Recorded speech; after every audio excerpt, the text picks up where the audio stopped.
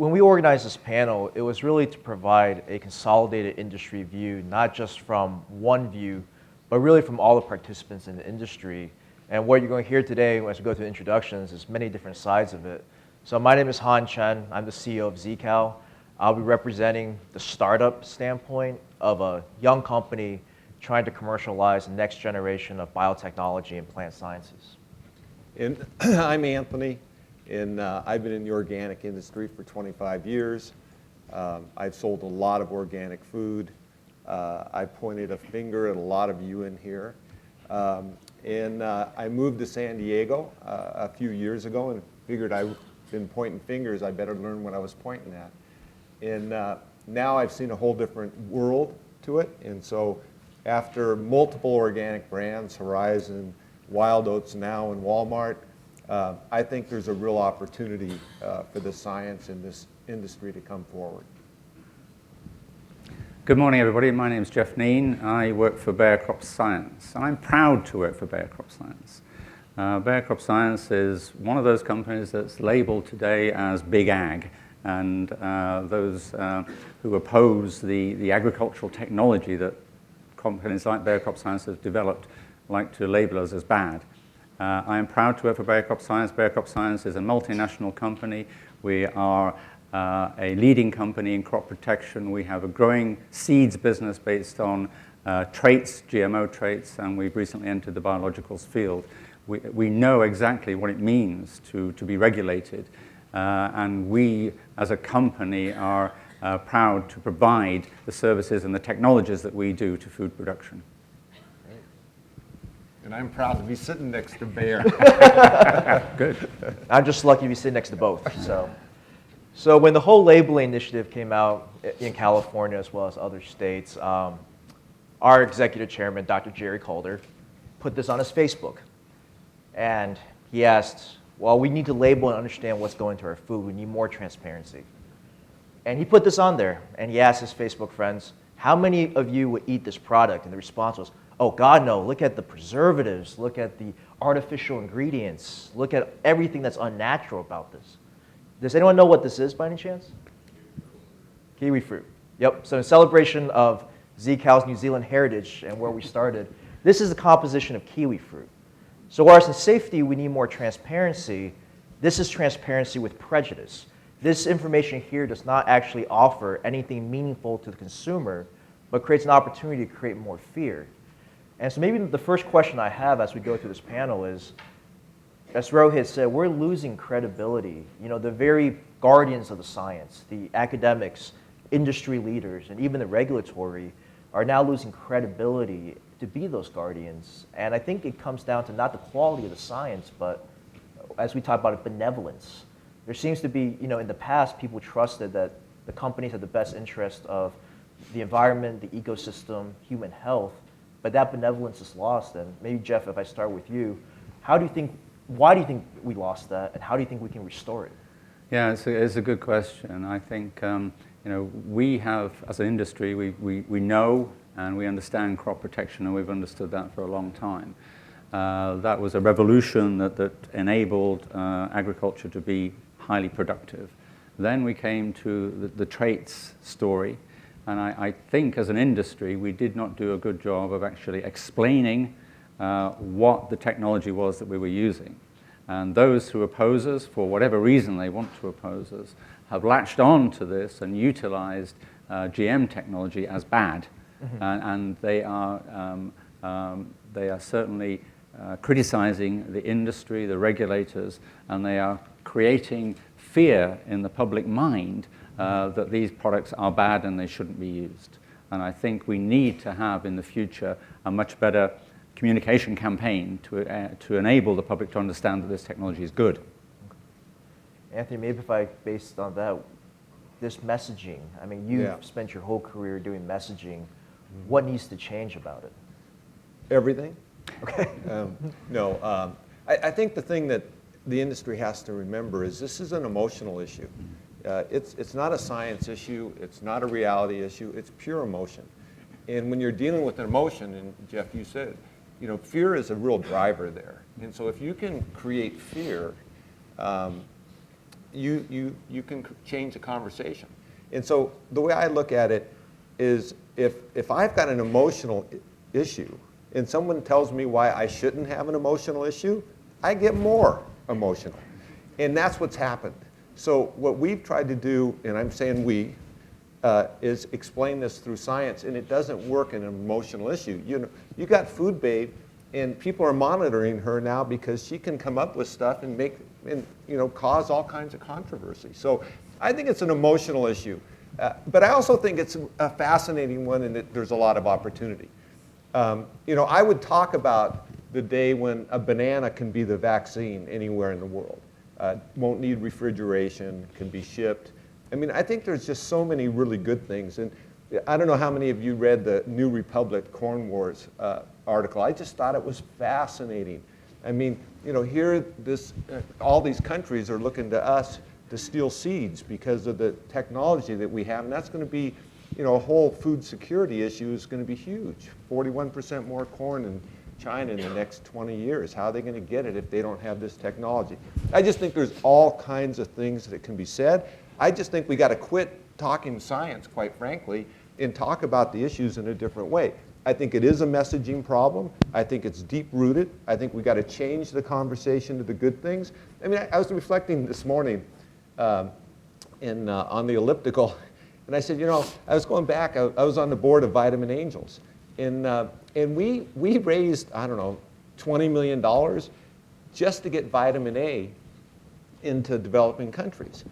And then I look at Golden Grain, and I go, what? Our whole thing was, childhood blindness, obviously. But, we were able to go into an industry and raise money handily on that issue. And I mean, I think there's tremendous amount of opportunity. Well, I mean, so we're talking about changing communication. One of the things that a lot of people in this room are talking about is next generation technologies. We're now using semantics, gene editing, biologics, next generation products. And I feel like that has changed the conversation. It's broadening the definition of biotechnology, but do you feel like that's the best approach? Because are we just trying to be more creative with the way that we approach it in the semantics, but not really addressing the issue? Could those technologies face the same demonization in the future? Or should we really put our foot down at this point and say, let's be proud of the fact that this is biotech, that it's engineering. These things really do help the industry. These things really do help the population. And let's call it what it is. Otherwise, we're creating a slippery slope, because when does that CRISPR's, talents, et cetera, when do those get categorized in as well? Because if you start talking to science, people get equally scared. It's just as intimidating. Mm-hmm. Jeff? No, I agree. I think there is a real danger here. In fact, I heard a statement recently which said, can agricultural technology help to provide the amount of food that the growing population of this world will need? And the answer from this guy was yes, if we're allowed to do so. And I think that's one of the real threats that we have today, that the demonization of the technologies that we're developing is getting so strong in certain quarters that the public opinion is now so concerned that, and it comes back to the whole labeling issue, what's in my food?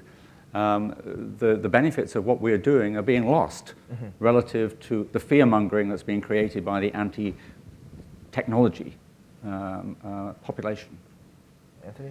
Well, I think we need to sit down and get leaders of the biotech industry, leaders of the organic community, leaders in world wildlife, Greenpeace, whoever you want to bring, just get around the table. This actually reminds me a lot of what the egg producers went through. And you might not be familiar with this, but it's all about cage size. So science said you needed 94 square inches in a cage. But science didn't matter. HSUS and all the rest of them just basically, just kept doing lawsuit after lawsuit. And how I got involved was I realized that the egg industry had already, it was like a 2 or 3 year period, had spent $1 billion fighting these lawsuits on cage size. When the UC Davis, wherever the Davis guy was, said this is the size it needs to be for maximum egg production. Now, obviously a bird's not going to lay an egg if it's in a toxic environment or confined to the point where it can't. But that's not, again, it didn't matter. It was a totally emotional issue. And we sat around the table, and that's why you haven't seen anything. It's been about 3 or 4 years, but it was tenacious. We had to stay at it every week. It took almost a year, but now everyone's friends. And so I think we have the same opportunity because no one can deny the next 3 billion food. I mean, you've got a really strong platform here, and there's no other way to get around that. So I mean, to me, I think if you identify it as an emotional issue that needs to be resolved because you got 3 billion more people, and organic's not going to get there. And if you really think about the organic industry, it's not an industry. It's a trade show. It's a trade show with hippies. I was one, and I'm not going to tell you what we did, but we did a lot of mushrooms. And you know, it's just all about the emotion.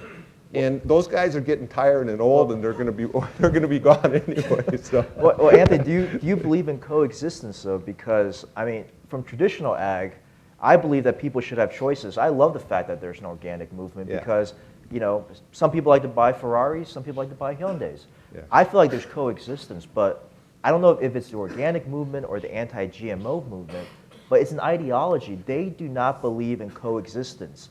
You know, a mother that wants choices for her kids, I agree with. If you believe that this product is safer or better and you have the financial wherewithal to purchase it, that's great. But when you deny these technologies, you're denying mothers across the world and mothers of the next generation great technology options. So is there a chance for coexistence? No, coexistence has to happen. Look, we face this in the energy business. I mean, all solar, all solar.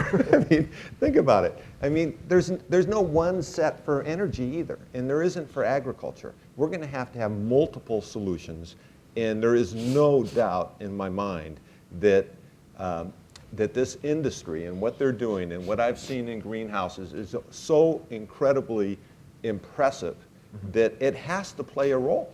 There's no way it won't play a role.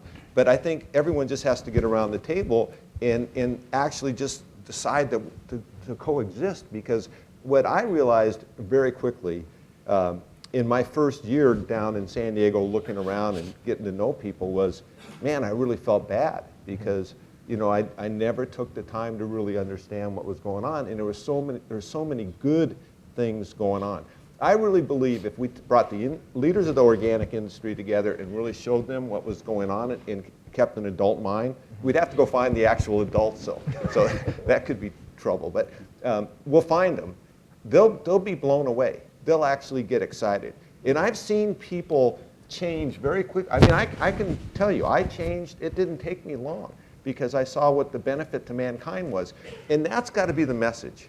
You know, how do you play a service to mankind? You got to have a higher purpose. And the problem is when anything comes up that's not about the higher purpose of what we're doing, that could be greed related or, you know, cause transparency or deceit issues, that's when you have the problem. So you got to keep the discussion at the high level of these next 3 billion. Keep the discussion on a whole vaccination protocol for countries that won't allow needles. You know, those are the types of things that people can rally around. Well, Jeff, let me ask you this question, because Bayer has been an agrochemical company, so as you move from chemistry to life sciences, if you had a next generation trait that was non-pesticide related, that was capturing other elements of the benefits of biotechnology, I often describe the ZCal program and our technology people. We work on higher carbon sequestration, you know, healthier soybeans, less inputs, more yield. And people tell me that's not a GMO. They said, well, you're not using any pesticides. And then the conversation quickly unravels and they quickly find out they don't know what GMO is. If Bayer could get behind a product like that, do you feel like that would change the conversation? I don't know if it would change the conversation. I certainly believe that those technologies will become available. And indeed, we're already working on that type of technology to use genetic modification to create varieties of crops that have additional benefits which are not necessarily pesticide related. So those technologies will emerge. I do fear that they will be categorized in the same way as the GMOs that we have in existence today. And I just want to address, you know, one of Anthony's points here with regard to the organic food movement. And I, you know, like you, I do believe in freedom of choice. But I think that there are members of the organic industry that have a subversive agenda. Yes. And this is one of the fears that I have. And there's an example here that I took out of Huffington Post, which was very recent. Somebody called Melody Mayer, who's the VP of United Natural Foods, She wrote an article demonizing GMOs from a variety of different perspectives. And I was interested to read some of the comments. And one guy wrote, do you not think that the United Natural Foods, as a multi-million-dollar organic food company, do you not think that the VP of that company has a biased opinion about GMOs? Another guy actually challenged every single point she made on the science and refuted the points that she was making. But for me, it was all undone when one guy wrote, GMOs are bad, keep up the fear-mongering. Yeah. And it's this type of, what do you do against that type of opinion when it is so irrational? Well, we can't fight the 20% that will have that view, but how can we sway the 40 in the middle to not lean on that side? I guess. Quit trying to sway anybody. That train has left the station. Let's talk about the good things. Let's talk about the good things this science has. I don't think you try and change. Again, if someone's emotional, and this is all emotion, if there's no science to it, I'll bet you, and I'm going to get in trouble here, 99% of my colleagues in the organic industry could not tell you what a GMO is, period. They could tell you about herbicides, they could tell you about chemicals. They've got this, but they couldn't tell you what it is. They couldn't tell you why it could be good. So I think with the changing the conversation part of it, Han, has to be about all the positives. Focus on the positives of the technology. I mean, when you really read Wikipedia about a GMO, it is pretty scary. I mean, from a non-scientist standpoint, I just think we need to change some of that rhetoric. Just, it's a game of semantics to a large degree. I agree. And so far, just the semantics alone get people scared, get people riled up. Yep. And so I think it's an emotional thing, but emotions we can move it to a bigger platform. I mean, if these people really thought that they could be, by pushing this technology out, they're going to be subjecting 3 billion more people to starvation.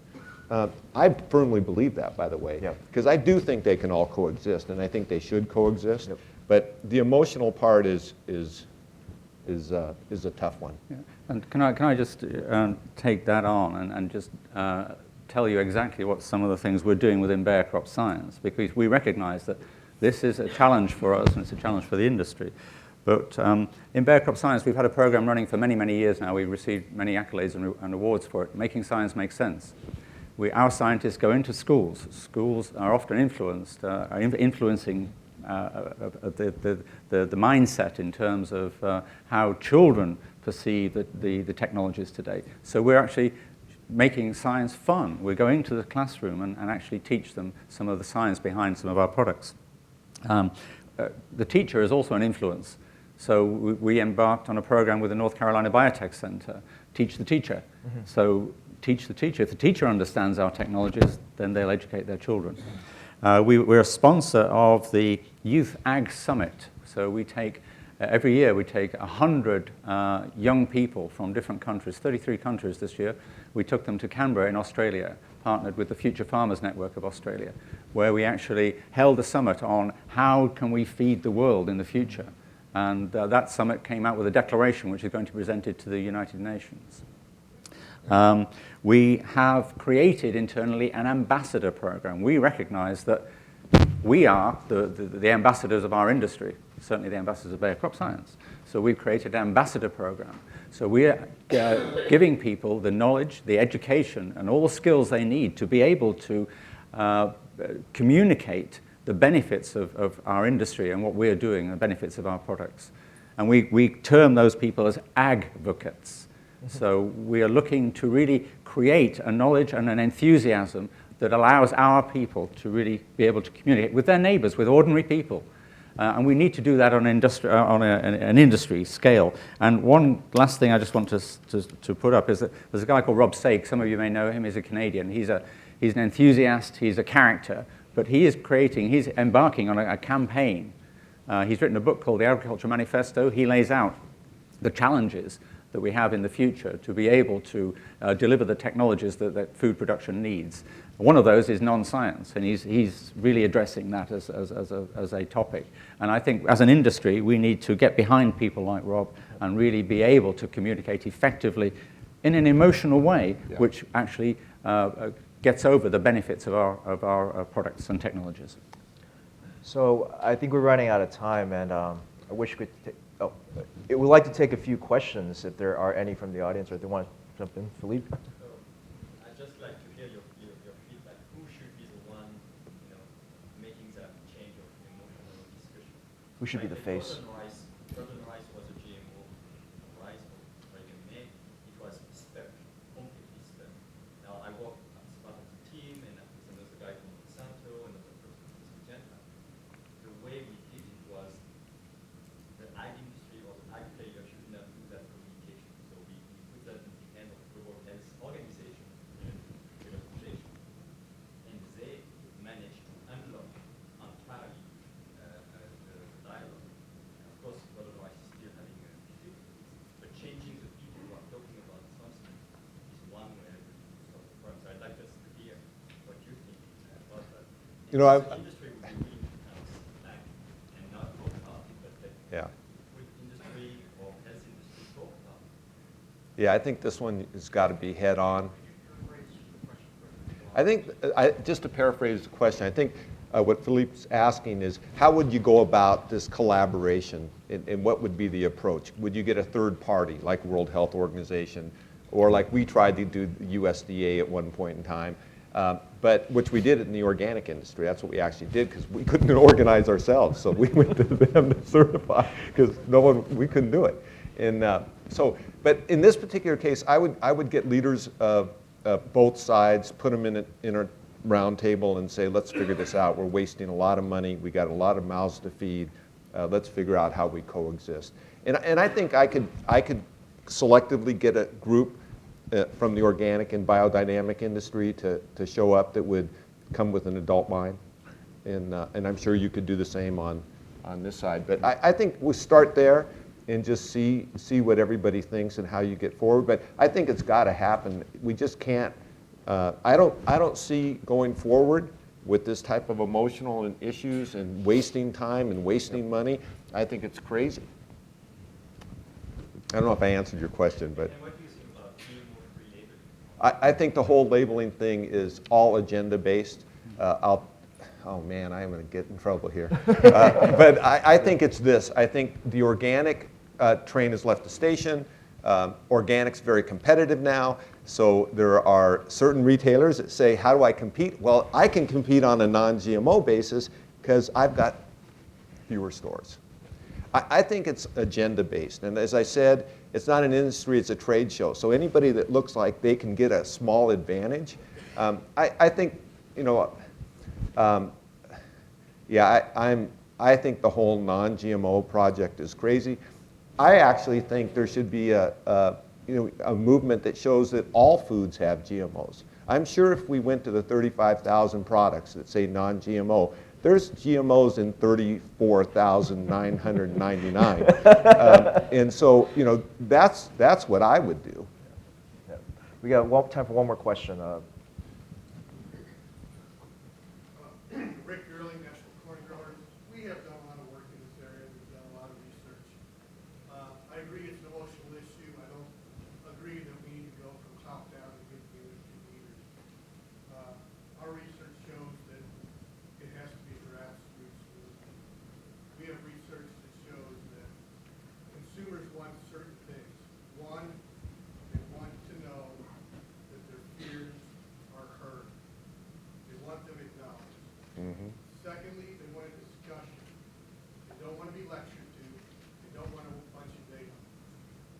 And how you gain their trust is when you show that the producers' values are the same as their values. That's how you get the trust. We have a program called Common Ground, which is actually female farmers go to grocery stores, TV shows, and actually have discussions. The URL is Find Our Common Ground, but it has to be a grassroots movement because it's emotional. If it's an emotional issue, it has to be done on a one-on-one or a small group setting. That's what our research has shown. Yeah, thank you. Well, thank you all for your time, and I'd like to thank the panelists for providing such great views. Sorry we don't have more time for this. We would like this to become a bigger part of the showcase, maybe on an ongoing basis. what I want everyone to take away from this is we're probably preaching to the choir. Each one of you here is in the ag industry, but think about how you advocate beyond this room. Think about how when you go back to the other sides of the table and you have these conversations in your daily lives, how we can start making these changes and how to approach it from a more sensible and reasonable approach. Thank you. Thank you.